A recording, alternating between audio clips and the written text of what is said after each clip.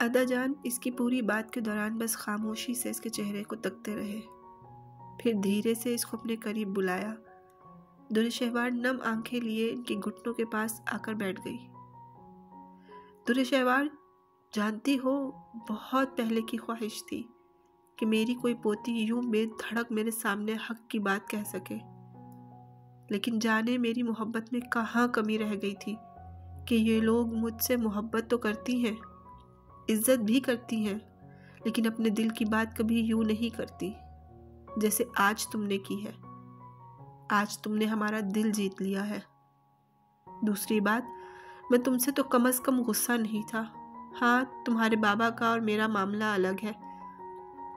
मुझे तुमसे शिकवा ज़रूर था कि वहाँ जाकर तुम सिर्फ अपने बाप की होकर रह गई और हम सबको भूल गई। खैर, जो हुआ वो माजी था। मैं नहीं जानता तुम्हारे बाप के और मेरे ताल्लुकात कब ठीक होंगे, लेकिन आज से तुम्हारे लिए हवेली के सारे दरवाजे खुले हैं। अदाजान ने दुर्शहवार के माथे पे बोसा दिया तो वो अंदर तक पुरसुकून हो गई। गुलबानो बेगम, जो अदाजान की रात की दवा लेकर आई थी, उन्होंने नम आंखों से ये मंजर देखा और सालों बाद अपनी तड़पती ममता को सुकून मिलता महसूस किया। ज़रिम, मायर की हालत बिगड़ती जा रही है। उसे सांस लेने में मुसलसल दुश्वारी हो रही है। तुम कुछ करते क्यों नहीं? अफान साहब गुस्से के आलम में ज़रिम से मुखातिब हुए, जिसकी जब्त से सुर्ख आंखें मायर की ऑक्सीजन मास्क लगे चेहरे पर थी। चंद दिनों में ही वो पहले से ज़्यादा कमज़ोर हो गया। दुर्शहवार का जाना उसकी ज़िंदगी और मौत का मसला बन गया। बाबा, आप जानते हैं अंदाम अंकल दुर्शहवार को लेकर गांव गए हुए हैं। मैं उनको डिस्टर्ब नहीं करना चाहता, ज़रिम ने थके थके अंदाज में कहा। पागल मत बनो ज़रिम, ये जिम्मेदारी दुर्शहवार ने खुद अपने ज़िम्मे ली थी, लेकिन फिर भी वो ऐसे लापरवाह हुई कि इतने दिनों में इसने पलट कर भी नहीं पूछा कि मायर कैसा है। और मेरा मायर, जो दुनिया की चालों से बहुत दूर मासूम है, वो इस लड़की की जुदाई में बिस्तरे मर्ग पर पहुंच चुका है। जानते भी हो, मेरा बेटा मोहब्बत नामी बला से आशना तो क्या, ये तो दुनिया के हर बिखेड़े से बहुत दूर था। और वो लड़की अनजाने में इसे उन राहों पर ले आई है जब इसने इसकी साथी बनना ही नहीं था। तो क्यों पहले से तकलीफ की गहराइयों में गुम मेरे बेटे को मजीद तकलीफ दी? अफान साहब बोलते बोलते हाँफने लगे। जवान औलाद का दुख इंसान को वक्त से पहले बूढ़ा कर देता है। देखो ज़रिम, मैं अब मजीद कुछ नहीं जानता। या तो तुम किसी और बेहतर साइकेट्रिस्ट से रब्ता करो, चाहे उसके लिए तुम्हें लंदन, अमेरिका और चीन जहाँ से मर्जी उसे बुलाना पड़े, या फिर आज शाम 5 बजे से पहले दुर्शहवार यहाँ मेरे बेटे के पास होनी चाहिए। अफान साहब गुस्से से कहते हुए कमरे से निकल गए। उनके जाने के बाद ज़रिम उठकर मायर के करीब आया और उसके माथे पर बोसा देते उसकी आंख से एक आंसू निकलकर मायर के चेहरे पर आ गिरा। इस कड़ियल जवान ज़रिम मलिक ने दुनिया में अगर किसी से मोहब्बत की थी तो वो उसका भाई मायर मलिक था। वो इसे तकलीफ में कभी नहीं देख सकता था। दुर्शहवार, हमने सुना है कि तुम एक साइकेट्रिस्ट हो, वो डॉक्टर जो पागलों का इलाज करते हैं। सयाल ने सामने सोफे पर बैठी दुर्शहवार को मुखातिब किया। उस वक्त अदाजान की हवेली में रौनकों का एक जहान आबाद था। सब लोग लाउंज में बैठे हल्ला गुल्ला कर रहे थे। वलीमे का फंक्शन एहसन तरीके से निपट चुका था। वोरका और सयाल को चौथी की रस्म के लिए हवेली लेकर आए। ऐसे में हर तरफ खिलखिलाहटें बिखरी पड़ी थी। जी, मैं साइकेट्रिस्ट हूँ, दुर्शहवार ने नासमझी से उनकी जानिब देखते जवाब दिया। वाह, फिर तो बहुत अच्छा हो गया। हम लोग बाहर के डॉक्टरों के पास जाकर धक्के खाने से बच गए। वैसे आपको पता है हवेली में भी एक मरीज़ा मौजूद है जिसके दिमाग का स्क्रू ढीला है। सयाल ने बात करते वहाँ सस्पेंस फैला दिया। हाय, वो कौन है लाला? आपने हमें क्यों नहीं बताया? दुर्रे खानी और जरनिश एक साथ चीखी। सयाल के करीब होकर बैठ गई। दुर्रे खानी, तुमने वो कहावत वाली बात सुनी है ना, बगल में बच्चा और शहर में ढिंडोरा? खैर, उनको छोड़ो। दुर्शहवार, जानती हो हमारी जो ये ज़री है ना, कभी कभी इसे भी शदीद किस्म के दौरे पड़ते हैं काम चोरी के। सारा सारा दिन बिस्तर पर पड़ी रहती है।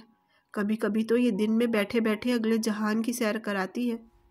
और तो और वर्का बता रही थी कि बेचारी बचपन से ही बहुत भुलक्कड़ है, सब कुछ भूल जाती है। जैसे आज जूता छुपाई की रस्म भूल गई। सयाल संजीदा चेहरा बनाए इंतहाई अफसोसनाक लहजे में कह रहा था। वहां मौजूद सब लोगों का एक कहका गूंजा। जरनिश का मुंह सदमे से खुला ही रह गया। माजरत भाई, मैं अभी इतनी तजुर्बाकार नहीं हुई कि इस किस्म के मरीजों का इलाज कर सकूं, दुरे शहवार ने हंसते हुए कहा। जरनिश का चेहरा इन सब के मजाक पर सुर्ख अनार हो गया। आप सब मेरा मजाक उड़ा रहे हैं, मैं नहीं बात करती किसी से भी। जरनिश गुस्से से उठकर बाहर की जानिब भागी। सब लोग एकदम चुप हो गए। जरी, सुनो यार, सब मजाक कर रहे थे, सुनो तो। दुरे खानी भी उसके पीछे पीछे बाहर गई। आखिर वो जिस्म एक जान थी, ऐसा क्या हो सकता था कि एक जाए और दूसरी ना जाए। लगता है मैं मजाक में कुछ ज्यादा ही बोल गया। जरनिश के जाने के बाद सयाल अफसोस से बोला, परेशान मत हो सयाल, ये जरनिश ऐसी ही है, छोटी छोटी बातों पर नाराज हो जाती है पर जल्द ही मान जाती है। देखना अभी चंद पलों में हंसती हुई आएगी और जूता छुपाई की रस्म पर तुम्हारी जेब खाली करवाएगी। आफरीन बेगम ने दामाद के कंधे पर प्यार से हाथ रखते हुए कहा। जरी, इतनी छोटी बात पर इतना गुस्सा करती हो, वो सब मजाक कर रहे थे। दुरे खानी जरनिश को पीछे से गले लगाते हुए लाड से बोली, तुम्हें पता है मुझे अपनी ज़ात के मुतालिक हंसी मजाक ज़रा भी अच्छा नहीं लगता, और दूसरों को इससे क्या कि मैं काम करूं या ना करूं। मेरी ज़िंदगी है, मैं उसे जैसे मर्जी जीऊं, जिसे देखो मुझ पर हुक्म जमाने आ जाता है। जरनिश नाक मुंह चढ़ाकर बोली, जरी, तुम अब ज्यादती कर रही हो, बात इतनी भी नहीं थी जितना तुमने उसे बढ़ा दिया। सब लोग हंसी मजाक कर रहे थे, वैसे भी अगर तुम्हें कुछ कहते हैं तो तुम्हारे भले के लिए ही कहते हैं, कोई तुम्हारा बुरा नहीं चाहता। बहुत अजीज हो तुम हमें, ये बात तुम कब समझोगी? आखिर तुम इतनी अनापरस्त क्यों हो? दुरे खानी भी गुस्से से बोली। इससे पहले इनकी चपकलिश बढ़े, हवेली में दाखिल होती गाड़ी ने इनकी तवज्जो खींच ली। हेडलाइट्स सीधा जरनिश पर पड़ी। इसने गुस्से में अंधेरे में खड़ी इस गाड़ी को घूरा। गाड़ी के फ्रंट सीट पर बैठे जरीम ने भी अपनी सुर्ख आंखों से इसी शिद्दत से घूरा। दिमाग खराब है जो हवेली की एंट्रेंस पर ऐसे गाड़ी चलाकर आ रहे हो जैसे तुम्हारे बाप की सड़क है। जरनिश अब गुस्से से जरीम के सर पर सवार हो गई। सुनो, अंदर डॉक्टर दुरेशेवार है, उन्हें कहो बाहर जरीम मलिक आया है।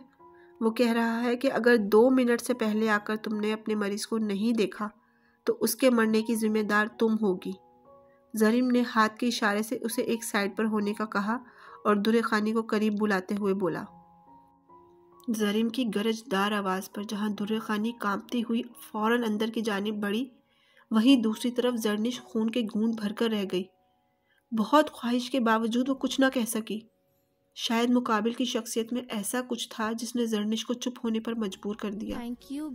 जरीम की आमद दुरे शहवार के लिए गैर मुतवक्का थी। वो बहुत हैरान थी कि आखिर वो इसकी खानदानी हवेली के बारे में कैसे जानता है, लेकिन इससे ज़्यादा तशवीशनाक उसके लिए मायर की हालत थी, जिसे सुनकर वो बहुत परेशान हो गई।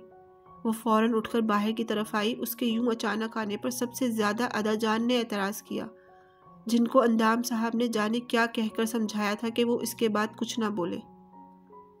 सारे रास्ते गाड़ी की बैक सीट पर बैठकर जरीम के चेहरे के उतार चढ़ाव, उसके हाथों की इतनी रगों को देखते, मायर की हालत का अंदाज़ा लगाते दुरेशेवार टेंशन में रही।